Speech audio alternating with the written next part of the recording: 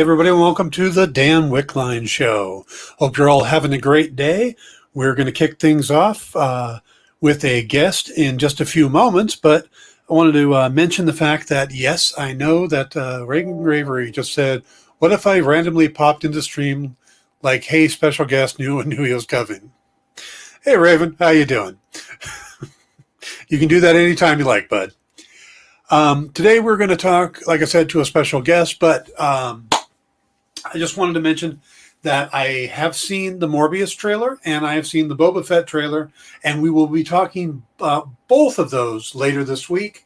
But we had this guest book today, and this takes me back to when I was a kid.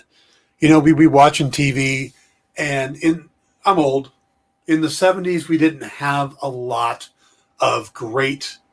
Hey, Sean. Hey, Jay. Glad to see you here. We didn't have a lot of great superhero television. We had the Batman 68 series, 66 series carry over on reruns. We weren't at Superman yet. We had the bad Spider-Man with the web shooters on the outside. We had the Hulk. But really our biggest superhero of that era was the $6 Million Man. We had Lee Majors as a frickin' cyborg on TV. We knew that little, we can rebuild him. We can make him stronger. That was the big thing. That was our superhero. And there was one specific episode where they brought in Bigfoot.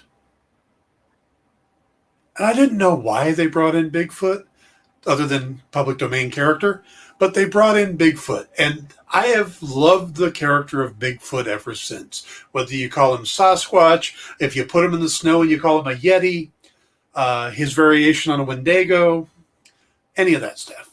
Bigfoot is awesome. So, little did I know that you could take the awesome level of Bigfoot up a few notches. If you made Bigfoot know karate, you put him in a yellow gi, that takes Bigfoot to a whole new level.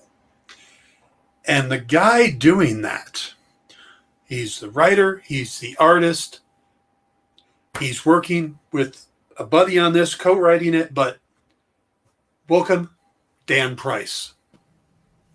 I felt like I had to Lee Majors that coming in. So how you doing, Dan? I'm good. I see you got the Batman 66 right behind you there on the left. Yeah, the Batman 66 right behind me. That's my Batman is Adam West right there. So yeah. Now Casey may join us later on, but he's not with us just now.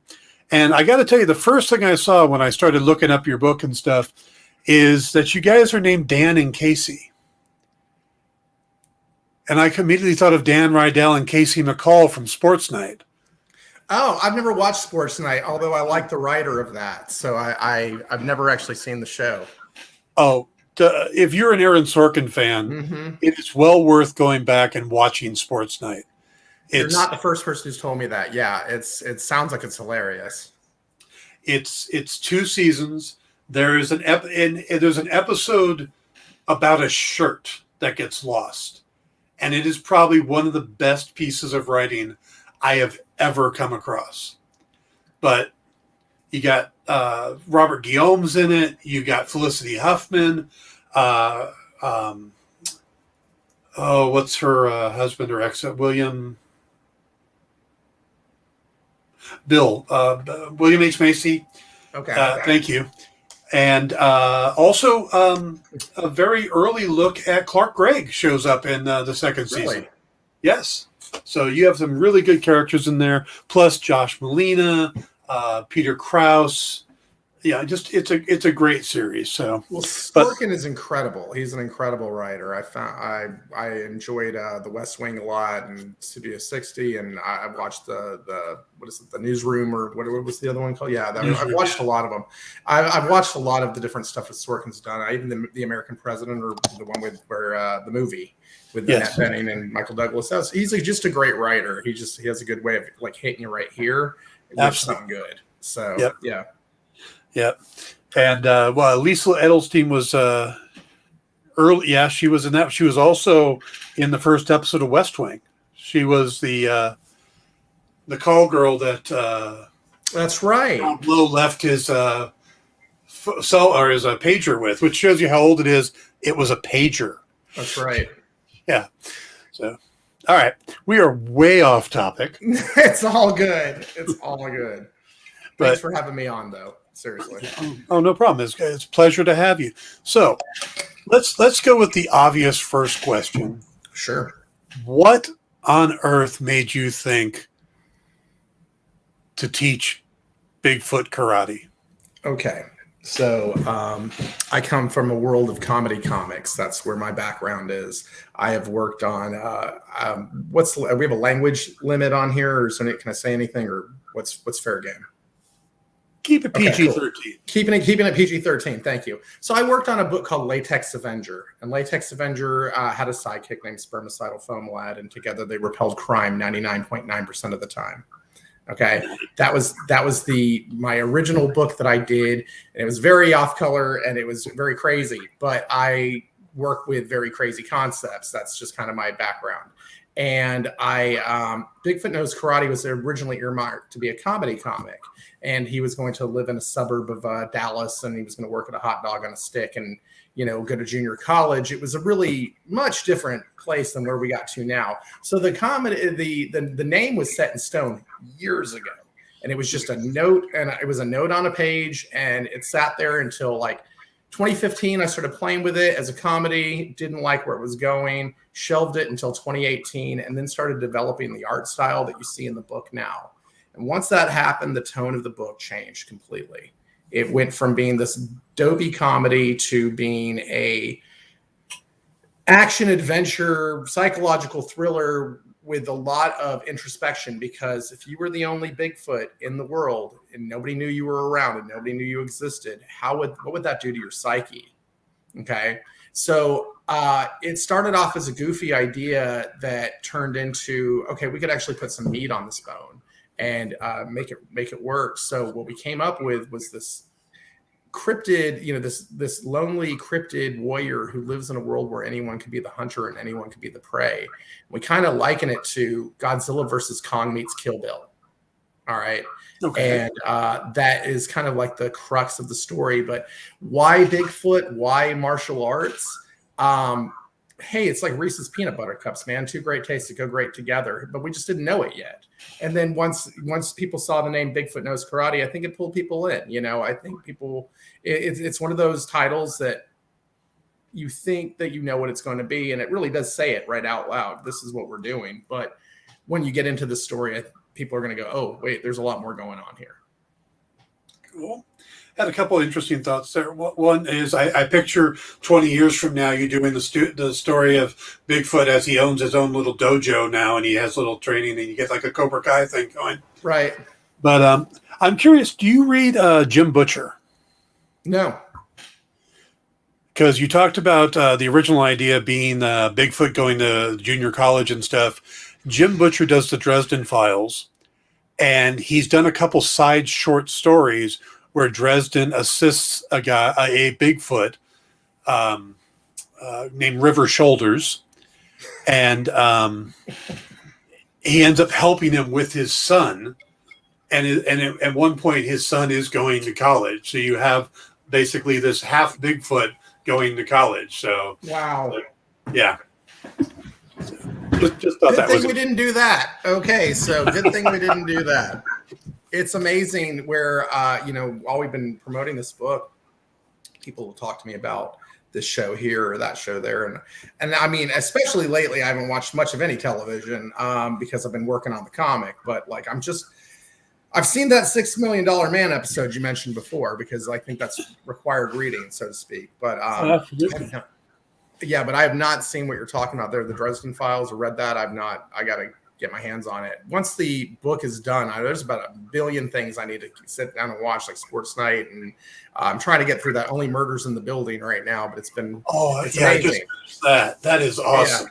Yeah. I've still got a few episodes to go, but I'm enjoying it so far. So yeah. The 7th episode is amazing because it's all silent. Nice. Okay, I will enjoy that. I will enjoy that. So, hey, Adrian Martinez, Adrian Montans says River Shoulders is the best. So we got another Dresden File reader. So, all right, so you've got this idea for Bigfoot Knows Karate, and you come up with a bad guy. You got to have a big bad, and I don't think you can get a bigger bad than Cthulhu, and that's the direction we decided to go in. Yeah, but you put your own spin on him, right? Absolutely. So my co-writer Casey Allen, who is brilliant and amazing, and absent but brilliant and amazing nonetheless, he is the mastermind behind Kung Fu Cthulhu. When this was a couple of years ago, I guess at this point, when he was saying to me, he had been badgering me about Bigfoot. He's seen me posting drawings of Bigfoot Knows Karate on Instagram for the last, 3 years or something like that, just a doodle here, doodle there. And he was one of the people who was really kicking me in the butt to, get off mine and get busy.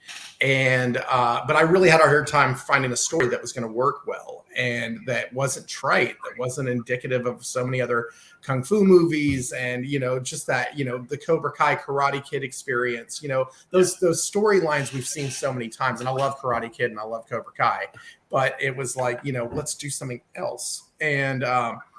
And I was starting to work up an idea, and he said, you got to have a big bad, you got to have a baddie, and you need to come up with something crazy. He goes, I'll think about it. And I said, okay. And this is before he had even come on the project, and he calls me back up, and he's like, Kung Fu Cthulhu! And I was like, yeah, that's it. And with about 5-6 hours, I had a design figured out for what Kung Fu Cthulhu was going to look like. And it was inevitable that Casey and I were going to work together on this project because he's had so many good ideas even before he came on board. And he said he'd be the editor. And but like I roped him into going full force with me and co-writing this thing with me. And I'm really happy that he has, because he's brought only a lot to this first issue, but man, he's going crazy on book 2 through 5 right now, to the point where he's got some wild stuff planned for us. It's gonna be awesome. Now, does he actually have a headband? Oh yeah. Oh yeah, Cthulhu. Oh yeah. Oh yeah. He's got to have a headband. The headband is key. You got to have. It's like, I just imagine, like, it's not in the comic, but I imagine that moment in Rambo where like the lady dies. Rambo, you're not expendable, and then she, and she's gone, and then he takes the part of her dress and he ties it up, and it's that montage scene of him getting ready and tying the thing. I could totally see Kung Fu Cthulhu doing that. I mean, having that moment for sure. Now, Sean points out your shirt, which we can also see. Gives a little better view of that. There you go. Now, is this part of the Kickstarter as well, or is this just your own?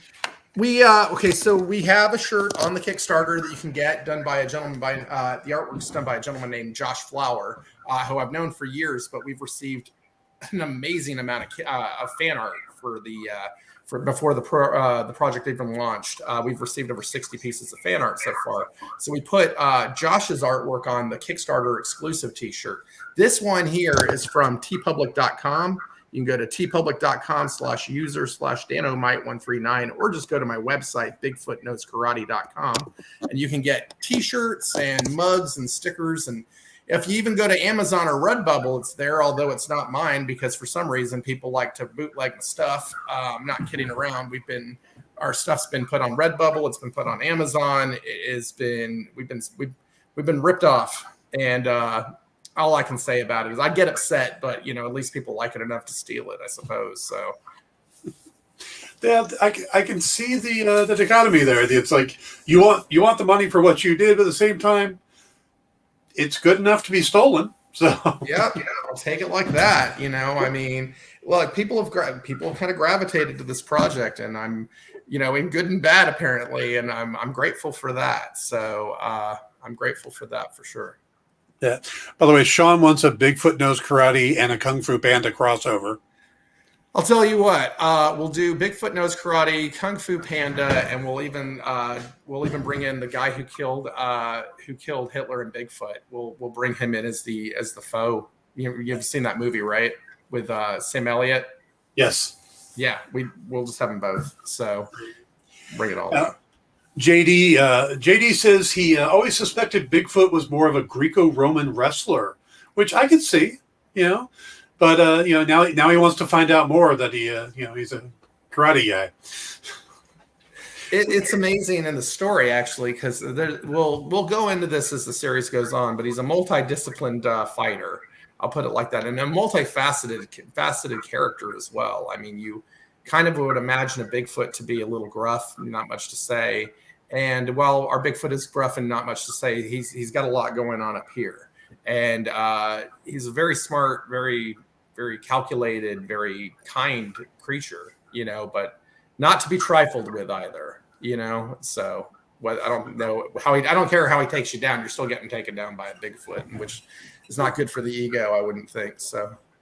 Now, you say he's got a lot going on upstairs. Is this like a first-person narrative story where he's narrating it and you're getting the dialogue from in his head? Correct. So he doesn't, he doesn't have the power of speech, but he has a lot to say. And so again, it kind of goes back to that that isolationist situation that he's dealing with. The concept of the first issue has a lot to do with, like I said, hunter and prey.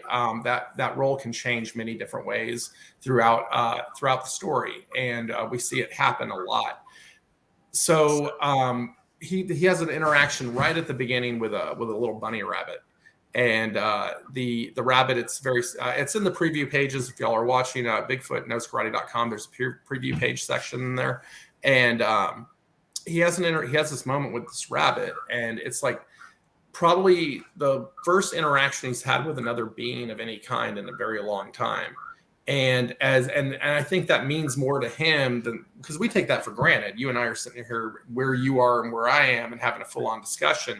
But if the entire world did not know you existed and nobody had ever had time with you and had an experience with you, what would that do to you? And so that small moment with that bunny rabbit turns into bad news, because nobody's ever seen a Bigfoot. Like, they're not verifiable. I mean, there's been a photo here and a blurred image there. But I took that rule into the comic too. So you and I couldn't see a Bigfoot if he was standing right here. But when provoked, you're going to see a Bigfoot, and you're going to see a Bigfoot fast.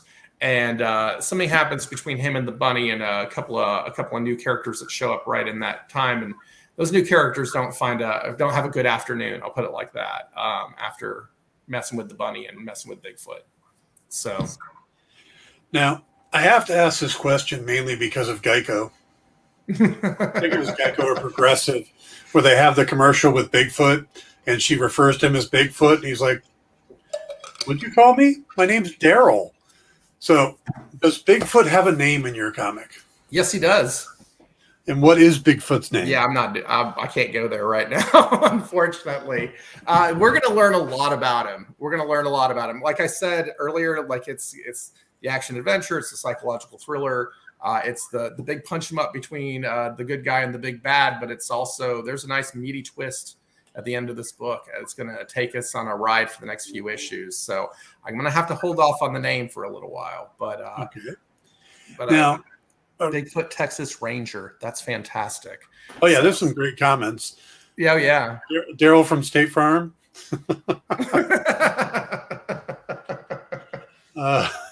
Bigfoot from State Farm. Yeah, there you go. Sitting in behind the desk in the khakis. Gotta have the khakis. Absolutely. I figure if you can wear a gi, you can pull off some cotton Dockers. It'll be just fine. Oh, so definitely. I hope that his name is something like Walker or some sort of funny foot pun. Should have thought about that. Totally didn't, but I like it.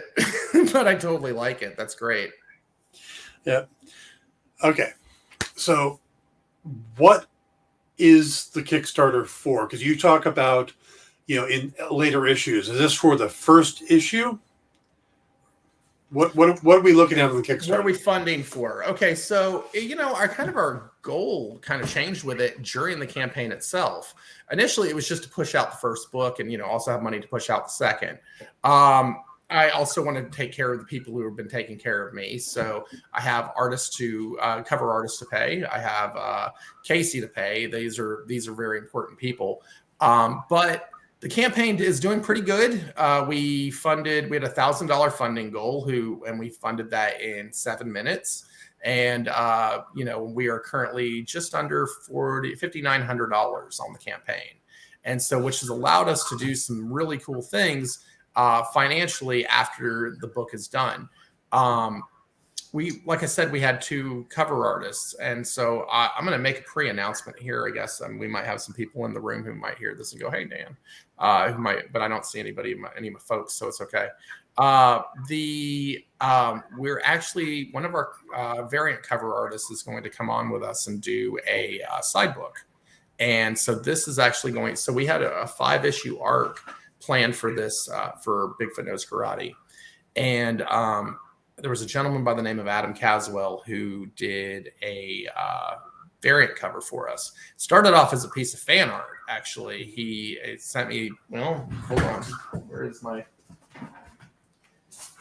He sent me this amazing piece of art, and I had to... once I saw it, you see that? Oh, yeah. Yeah, that was a piece of fan art that we got mailed to us. And when I saw it, I was like, okay. He goes, well, I'm going to mail that to you for free, just kind of as a thank you. I'm like, I haven't done anything, number one. And number two, you're not mailing me that for free. If we're going to do this, then I'm going to buy the piece of artwork for you. And we put it on the variant cover of our deluxe edition. And we got to talking and working, and it looks like we're going to do a book. We're going to do a book together. He's going to do the interior artwork on the comic. So it's going to be a sub-story, or like a side story that's going to happen between books 2 and 3. And it's going to give a little bit more dimension on what we're talking about. It'll be self-contained if you wanted to read it that way, but it will make good sense into what we're doing with the main storyline. So our funding goal kind of changed up a little bit. I mean, I was just going to use it for some travel money to get to some conventions, get the books out, obviously, and all the things that we promised everybody we would do. But now I'm using this money to help fund that, basically what's our 3rd book, not book 3, but our 3rd book in the series. So I'll be doing the artwork for book 2, book 2 through 5, but we're going to have, at least one side book that we're going to do through this run. Cool. Now, is this your first Kickstarter? First Kickstarter. Never done one of these before. So you seem to be doing pretty well on your first one. Well, so a little, full disclosure, I'm a creative director for a marketing group. I have been working in advertising and marketing and design for the last 18 plus years. So this isn't my first indie comic, but I took a long, nice, meaty break away from indie comics because I did Latex Avenger, Masters of the Obvious, my project for the Stan Lee Foundation. Took a break, started doing some work for a while for some other different small titles, and then came back to doing it creator-owned and just kind of taking everything that I had learned kind of as I've been working through the world of advertising and marketing and bringing that together to what I'm doing here. Same kind of with the art style that I'm doing for the comic book. I used to draw my comic books in pencils and paper and just the traditional method. I now use Adobe Illustrator completely and totally to do my artwork. I draw with my fingertip, actually. I don't even use a stylus on a touchscreen computer. And I just do what works well for me in my workflow. And so I kind of take that same rules and apply it to the marketing and business side of the comic. And really try to hit it hard. I mean, if you're going to do something, let's go big, right? I mean, make your event, make your Kickstarter an event, make people want to be a part of it. And I've been really lucky and grateful that the people on Instagram have just taken to Bigfoot Knows Karate and just treated me like family in the indie comics community there. We did a live launch, which is on Instagram. So started this launch at 6:30 in the evening. Press the button on a Kickstarter at 7. In that time, at 7 o'clock, I said, okay, guys, 3, 2, 1, boom, campaign's live. We funded in 7 minutes. We had over 200 people in the Kickstarter room not the Kickstarter room, the Instagram room with us that night. And wow. It was, so we're really, and look, I didn't invent this stuff. I picked stuff from over here and stuff from over there that I've seen from successful campaigns, but it was just kind of tying it all up and putting a bow on it.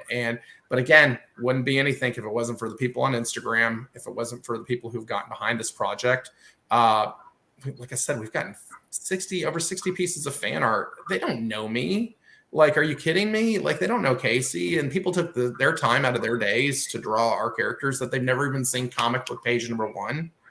That's amazing, you know? And so, really grateful, really humbled by this whole experience, honestly, and has just pushed me to go harder and do more, you know, hence why we're doing the sub book that, you know, Casey is all about. And I think Casey, you know, hung the sun and the moon as far as I'm concerned. You know, the guy is incredible and an amazing writer. So if he wants to do that, I'm all aboard. And, you know, we've got a really good, I mean, look, I handed him a Bible for 5 stories, you know, and said, this is what I'm thinking, you know, and he's taken the ball and ran with it. And, I mean, so just leaving me to kind of work on the artwork, work on the scripting with him, but like, he's really kind of taking the ball and just doing his thing. And I could not be prouder to be on the same team with him. That was a really long answer to your question, Dan. I do apologize.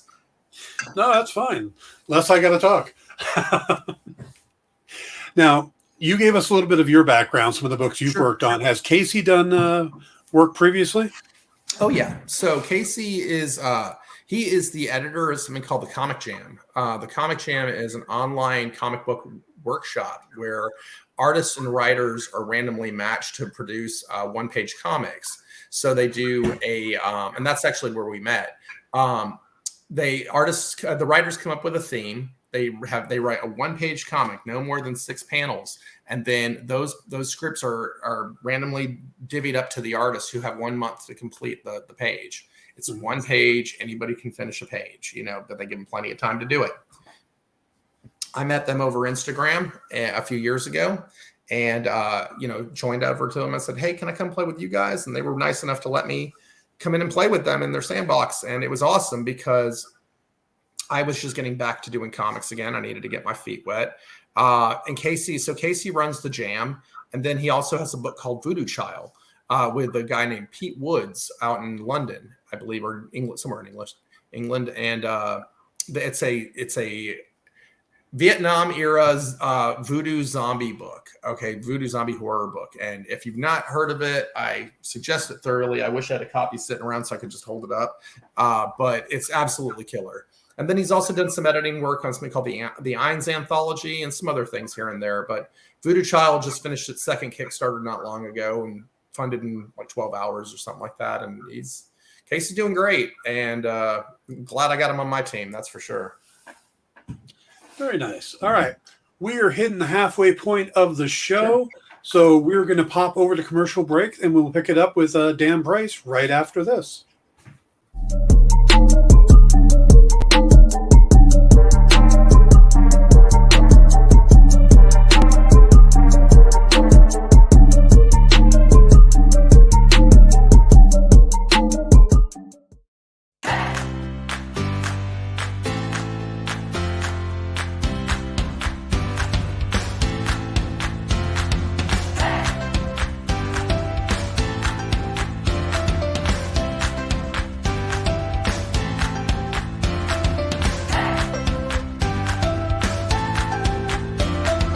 There's something for every imagination at your local comic shop. Visit comicshoplocator.com to find a store near you.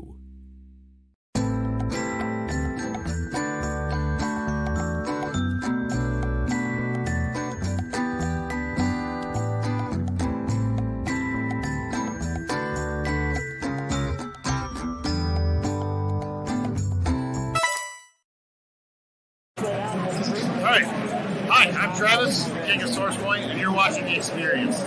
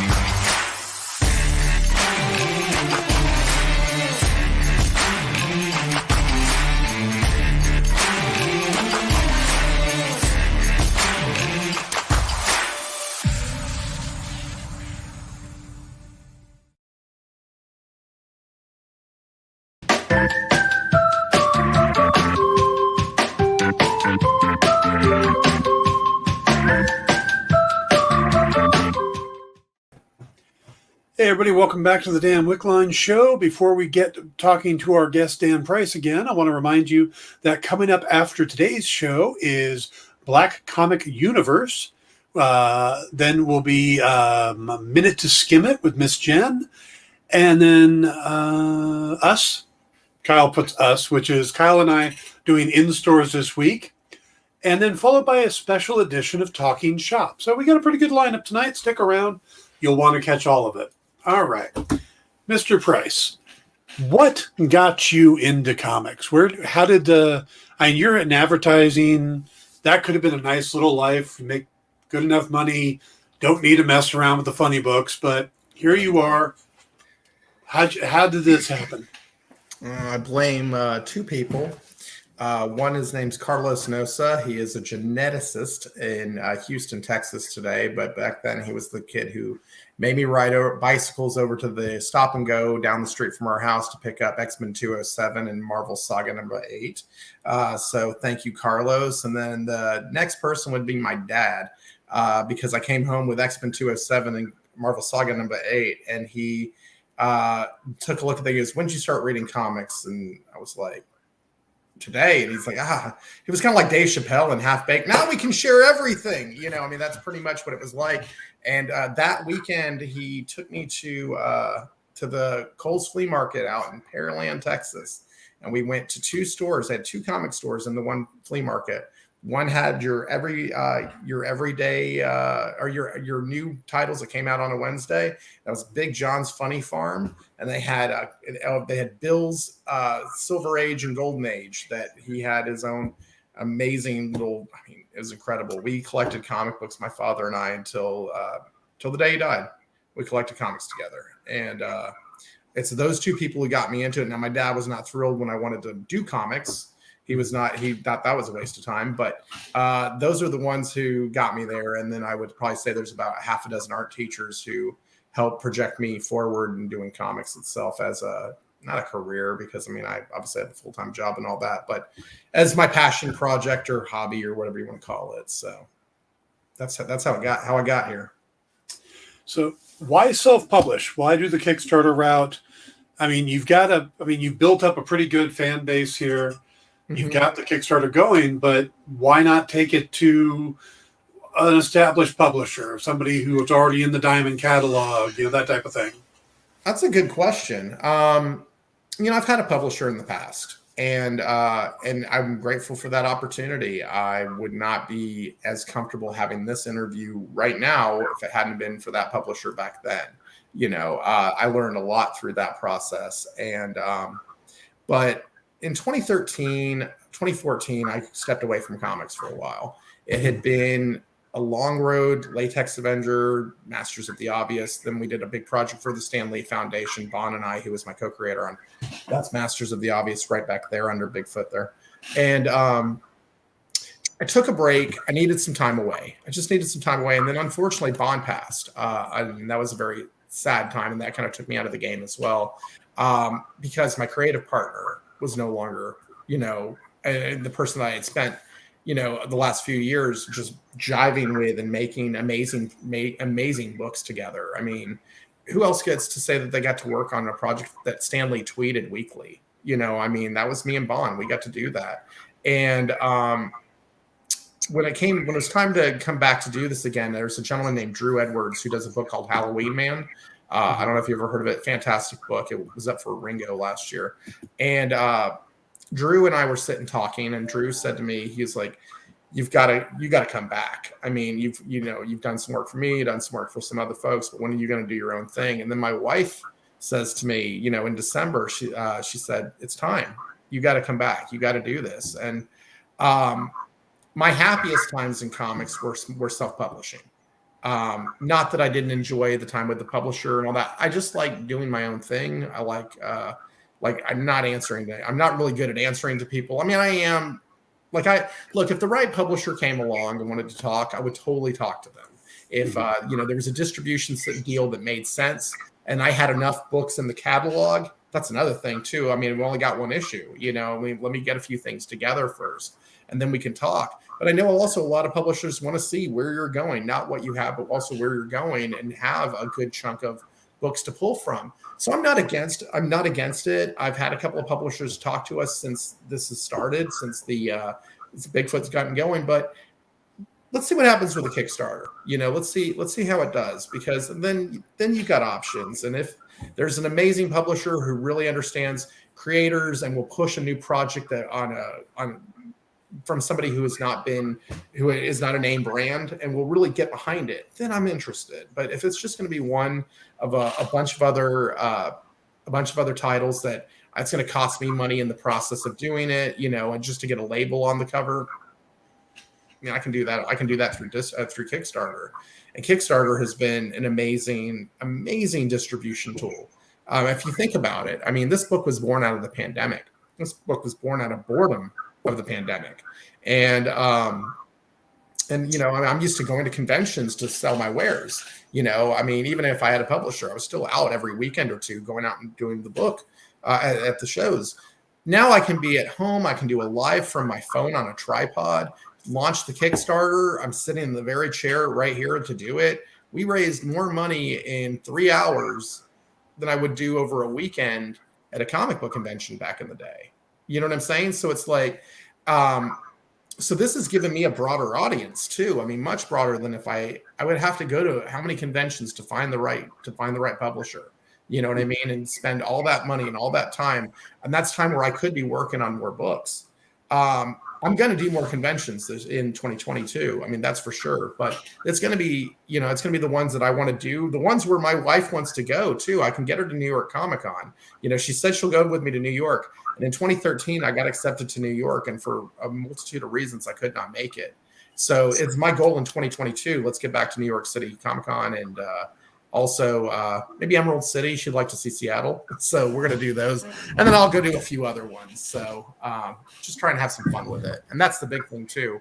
Let's have some fun with this. And, and that's my wife. So again, back to my wife. My wife said to me, when you get back to doing this, do it as long as it's fun. And let me tell you something, Dan, I'm having a freaking blast. Well, good. That's, I think when creators feel the joy in their creation, it comes through, and you can tell when people are having fun on a book. Oh yeah. Absolutely. Can I just say something real quick? Sean Butler, hell yeah, Spring Woodlands area. There you go.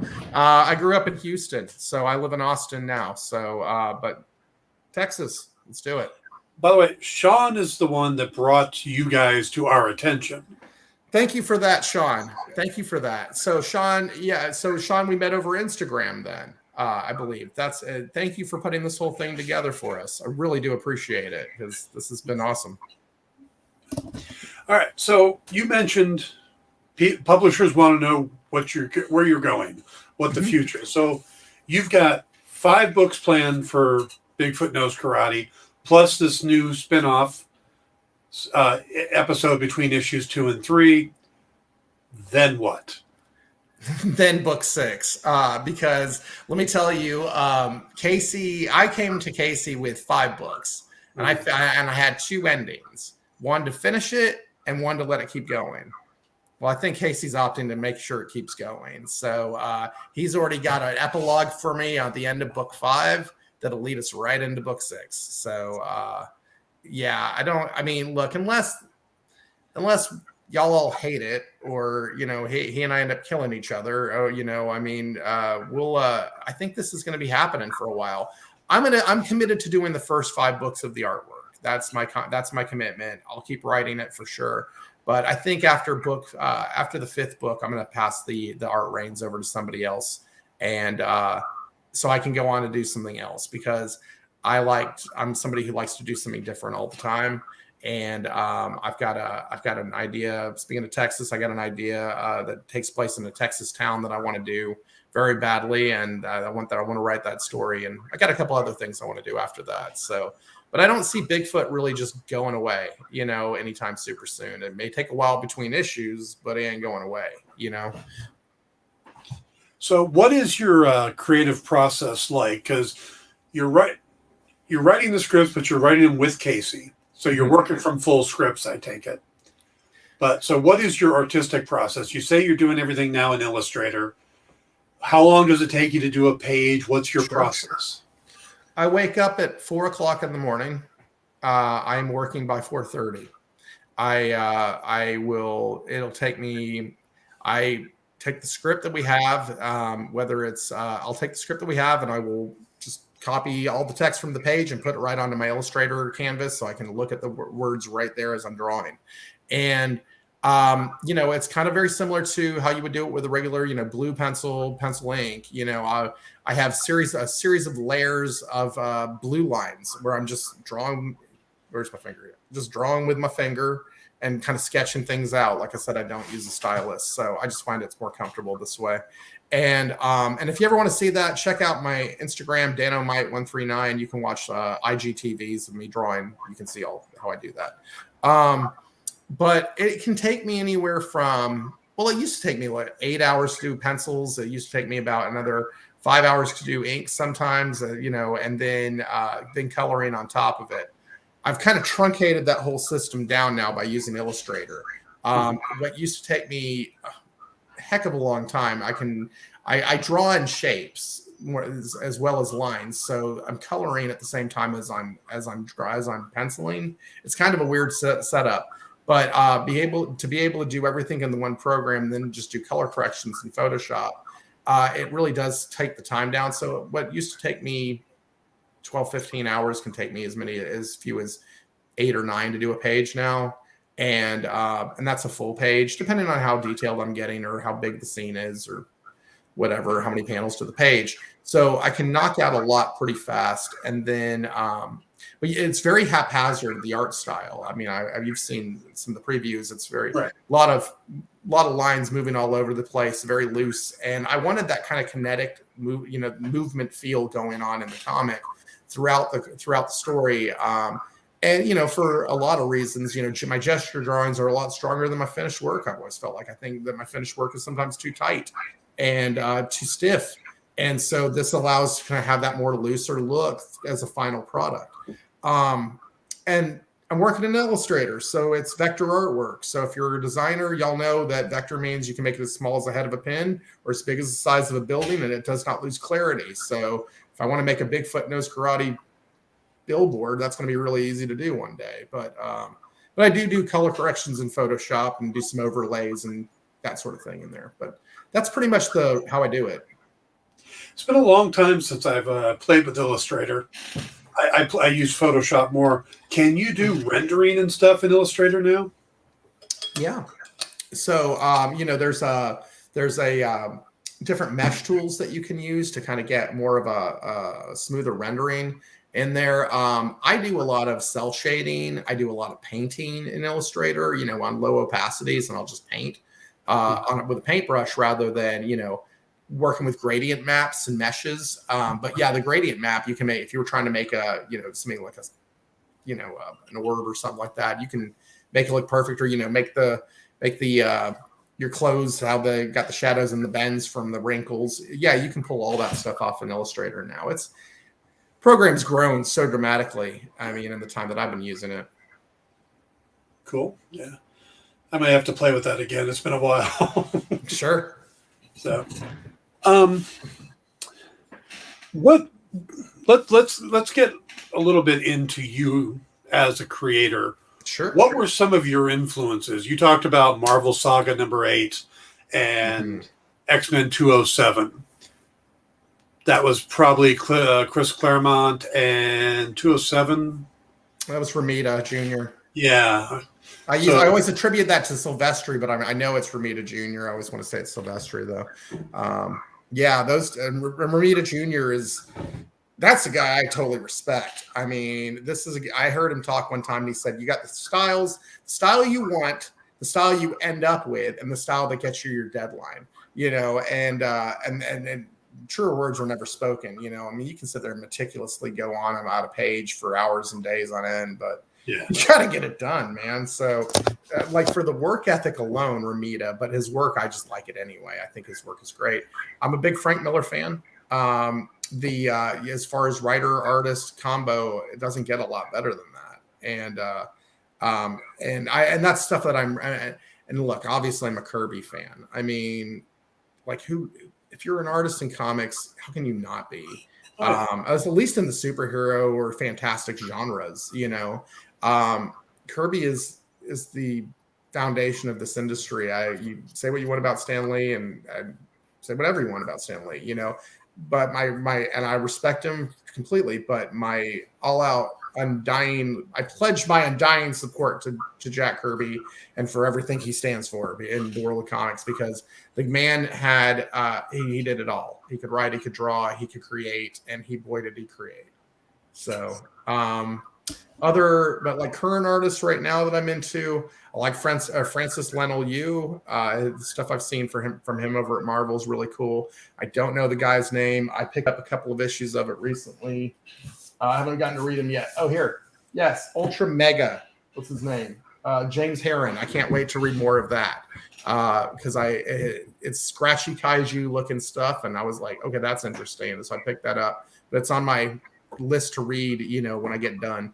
And then the one thing I am reading currently right now is the Last Ronin, the Ninja Turtle story. And man, that's just good. I just had to bring that up real quick. That's just really good. So, Kyle, our producer, is a huge fan of that and all Teenage Mutant Ninja Turtle stuff. So he's probably dancing around his office right now that you mentioned it. Yeah, I don't know what kind of gravitated me to it. I hadn't read the Turtles since I was a kid, and I read about it, and somebody mentioned it to me, and I was like, all right, let's check it out. So I went and found like a fourth printing or something of book one. I didn't care. I went and found like a fourth printing of book one, and then picked up 2 and 3 and 4. I've read book 1 and 2. Don't say anything to me, Kyle, because I haven't finished it yet. And I think there's a fifth one to come out still. So looking forward to finishing that up. It's great. You're inspiring Jay. He's coming up with martial arts style villains now. Crack McGavin, a Kraken who knows Krav Maga. So there is a Jay. You got to go to Instagram and check out. Some guy hit me up a few months ago. He's got his title his handle's Taekwon Donkey. Okay, I've given this guy a few shout outs over the last few podcasts. He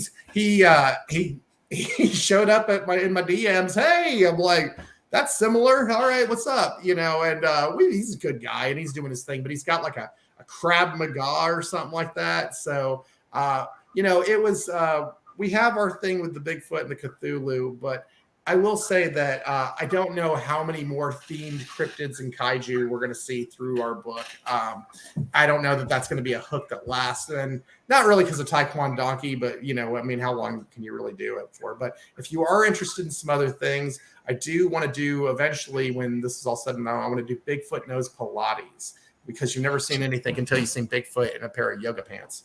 So, but yeah, no, check out Taekwon Donkey. He's creating a ton of characters. I don't know if he's making a comic or what he's doing with them, but he's got all your crossover martial arts animals happening over there. So I wish him the best of luck with that for sure.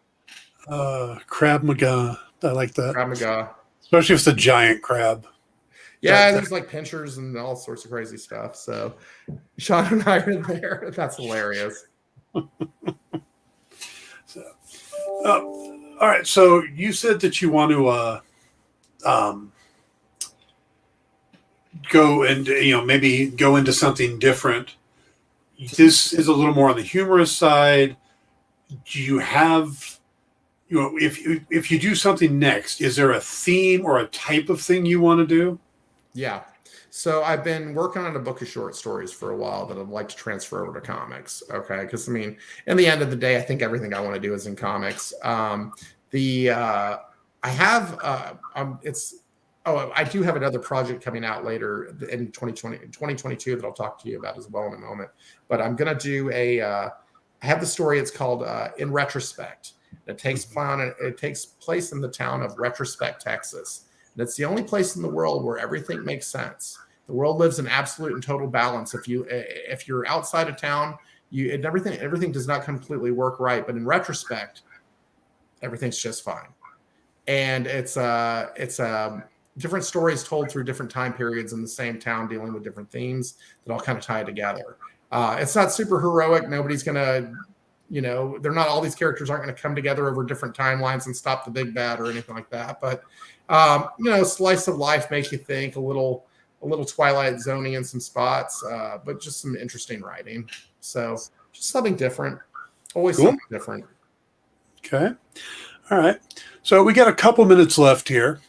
Yeah. So while we got some people on watching, give us the pitch one more time for Sure. Bigfoot Knows Karate. Cool. And can I talk about the Kickstarter stuff that we have going on too? Absolutely. You got Okay, 5 guys, let's go. Here, let's do it. All right. So Bigfoot Knows Karate. Like I said, we think about it like Godzilla versus Kong meets Kill Bill. Okay, this is a action-packed psychological adventure that is going to take you. It's going to take you to the bitter end and back again. Let me tell you that much. We have a Kickstarter currently on right now for has like 10 more days to it. We have multiple different packages and tiers, including digital packages if you don't want to spend a lot or live overseas and don't want to deal with shipping. Or we can take you all the way to our regular print edition at 30 pages full color, or our deluxe edition at 44 pages full color. The deluxe edition is going to include the 30-page story as well as a 10-page fan art gallery brought to you by the amazing people of Instagram who have taken their time out of their lives to put Bigfoot on paper, and I could not be prouder of all of them. I can only get 10 into this book, so bear with me. I'm going to also include some secret sketches that we have for stuff coming up in the future. And the kicker, we have a QR code in that deluxe edition that's going to take you to a director's commentary roundtable discussion video where we will go in depth about Bigfoot Knows Karate, how we started it up, page by page, and what's going on in the comic, and then where we're going in the future. I got myself, Casey Allen, and a couple other amazing people who are going to join us on there to talk about Bigfoot Knows Karate in length. Like I said, the book will help fund us on our subsequent story that we're going to be doing. It'll be kind of like book 2.5, but it doesn't really fall in the line. So we do have some fun things coming up down the road. Bigfoot Knows Karate number 2, A Girl Like You, is actually in production as we speak. So we are already working on that. Book 1 is done. Okay. I mean, I've got some lettering I need to finish up, but the artwork is finished for book 1. So you're not going to wait for months on end, a year from now, going, where's my comic book? No, that does not happen here. Okay. We do not put a book up on Kickstarter until we know that it will be finished before the Kickstarter is closed. So that is my goal to you. We're funded. The book is done. All you have to do is put in and you're going to get your comic book. So check out BigfootKnowsKarate.com. There you go. That's my pitch. All right. Yep. As Jay says, you've definitely got some new fans. So I think you did a great job here. Thank you so much, guys. Oh, thank you for joining us. For everybody else, stick around. Like I said, we've got Black Comic Universe coming up. Kyle, if you're there, I believe he's got a guest today, right? Do we know who Amani's guest is going to be?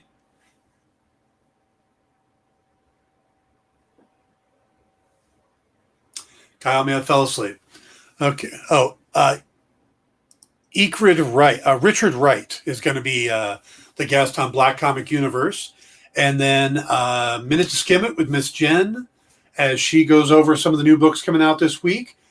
Then we have in stores this week. Will be Kyle and I talking about the new books shipping as well. But these are all books that we've gotten a chance to read.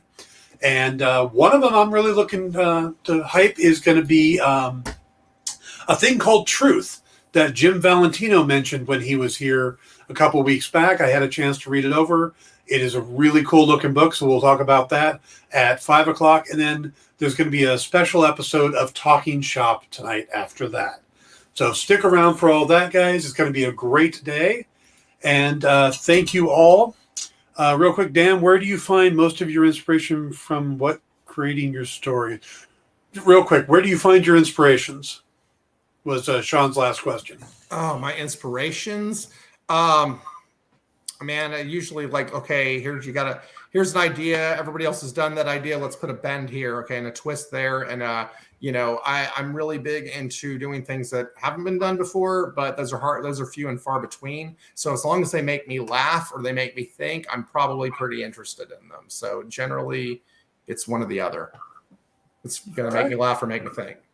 All right, everybody, check out the Bigfoot Knows Karate Kickstarter. You got about 10 days left to get on board. It's already funded. It's like 5 times funded. So it's not like you're going to be worried that this is going to happen. The book's already done. It's going to ship. And then you get to see Karate Bigfoot versus Kung Fu Cthulhu. So that right there sells itself. All right, guys. Thanks for tuning in. We'll be back tomorrow at 2 p.m. Pacific, 5 p.m. Eastern. We'll know what the topic is in a little bit. Other than that, have a great day. We'll see you all later. Have a good night.